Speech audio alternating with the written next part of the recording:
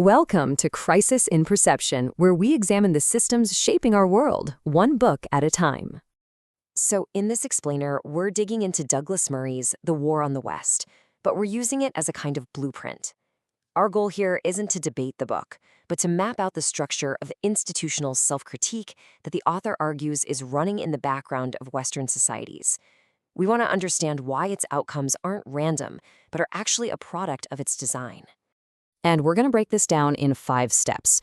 We'll start with the system's basic design, then we'll look at its internal logic, use a metaphor to see how it self-regulates, ask why it keeps going despite criticism, and finally, we'll look at its reach across society. All right, first up, let's just look at the high-level design. What exactly is the system that the book is trying to diagnose? Okay, so the book identifies this thing it calls a moral institutional framework.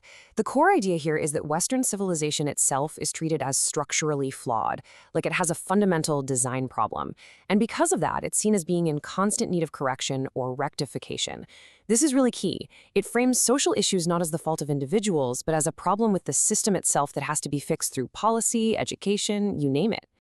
And to give you a sense of the stakes, the author frames the whole thing as this all-out conflict. This quote here argues that what's happening isn't just about critiquing a few bad policies, but about challenging the entire Western tradition, past, present, and future. So if that's the framework, how does it actually operate? Let's get into the mechanics of it all and what those mechanics produce. The book lays out a pretty clear 4-step process. First, you have institutions. Think corporations, universities, government agencies. They adopt these anti-racism frameworks to gain social and moral legitimacy. That, in turn, creates really powerful incentives where going along with the program is rewarded and pushing back is, well, professionally risky. Then, narratives of systemic guilt help to stabilize the whole thing, making it seem not just important, but necessary. And all of this leads to some very predictable outcomes. For example, let's look at a concrete policy shift the book points to. The CDC's initial recommendations for the COVID vaccine. The argument it makes is that while prioritizing the elderly would have saved the most lives, the framework's goal of equity led them to prioritize essential workers instead because, demographically speaking, the elderly population was whiter. And this wasn't some hidden logic. The book points to this direct quote from an expert in health policy, and it reveals the explicit reasoning. The stated goal was to level the playing field, using demographics as the primary justification for the policy. Another predictable outcome? The system just gets bigger. It expands. It doesn't just change a policy here or there, it actually grows. The book uses examples like the explosion of corporate DEI training, or even government-mandated intersectionality workshops at places like the FBI, as proof that the system is embedding itself deeper and deeper into our major institutions.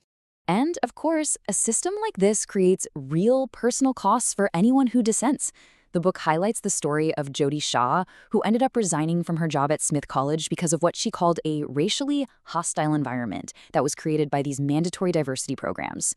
Her statement really gets at that pressure to conform. Now, to really understand how this system seems to regulate itself, the book offers a really helpful metaphor. I want you to just think of a thermostat on the wall. But instead of temperature, it's calibrated to detect systemic injustice, or moral heat. Once that thermostat is set to a certain target, it just runs on its own. It doesn't matter if the actual temperature in the room changes. Its job is to constantly correct, always pushing institutions toward bigger and bigger public displays of fixing the problem. That's what makes the whole process self-perpetuating. So that brings us to a really important question.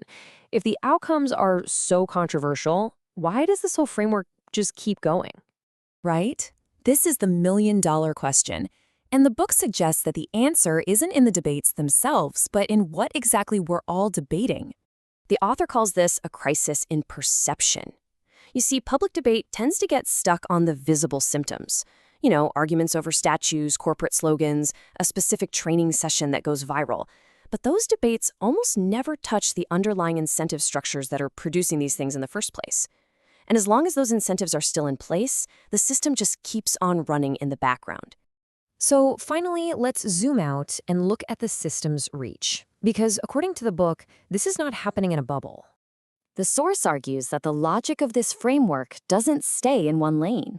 It extends out into corporate boardrooms. It shapes how universities are structured.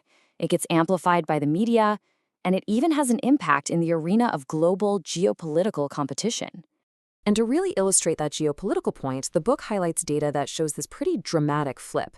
Back in 2000, the US was the main trade partner for most of the world. Fast forward to 2020, and China has completely taken over that role. So the book's argument is basically this. While the West is engaged in this very intense internal process of self-critique, competitors like China, who, let's be honest, don't operate with these same kinds of constraints, are out there rapidly expanding their influence across the globe. So, after all that, what's the big takeaway from this kind of structural analysis?